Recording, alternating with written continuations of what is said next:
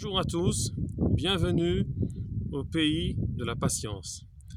Il y a le fruit de la patience et maintenant nous sommes dans le pays de la patience. Qu'est-ce que ça veut dire le pays de la patience? Eretz Israël. Pourquoi il y a la patience? Alors on va étudier ça, une petite étude de Yoshua bin Nun dans la paracha, dans la sidra de la semaine. C'est Yoshua qui doit faire rentrer en Israël, le peuple d'Israël, en Eretz Israël, dans le pays d'Israël.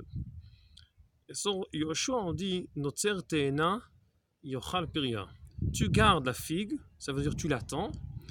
À la fin, tu pourras manger son fruit. Qu'est-ce qu'il y a de spécial dans la figue? Que pour cueillir la figue, il faut attendre chaque fois à cueillir un autre fruit. Ça, ils ne sont pas tous prêts dans la même époque. Chaque fois un autre fruit. Il faut avoir la patience pour ça. Cueillir des figues en hébreu, ça se dit oré. Oré, c'est cueillir les figues. Et ça vient du mot or, lumière. Quand on rassemble tous les petits détails, on voit le point commun entre tous les petits détails qui sont prêts, qui sont mûrs, c'est la lumière. Quand les choses sont cachées en obscurité, etc., alors on ne voit pas tout l'ensemble. Et c'est l'obscurité, c'est pas la lumière. La lumière, c'est tous les détails bien dans leur place. On peut voir le point commun entre tous les détails qui sont mûrs.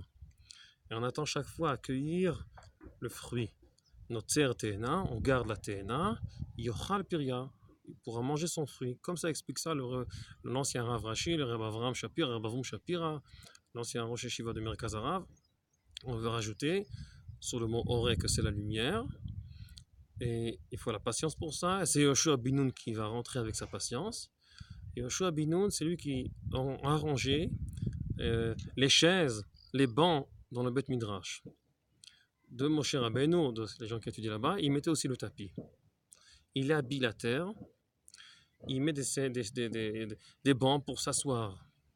Quand on rentre en Eretz Israël, on doit savoir s'asseoir, être calme et tout doucement étudier les choses. Et chacun peut mûrir dans son temps et dans sa place. Et c'est pour ça c'est une figue. Encore une explication. Notzer Te'ena, tu gardes la figue, Yochal Piria. Mais le mot Te'ena, c'est aussi un mot qui dit que les gens ils se plaignent sur quelque chose. Te'ena mishon te'ana. Ta'ana vania. Les gens ils râlent. Mais si tu veux prendre ce que tu as à dire sur les autres, tu penses qu'ils ne sont pas complets, etc. La réalité, tout est mauvais.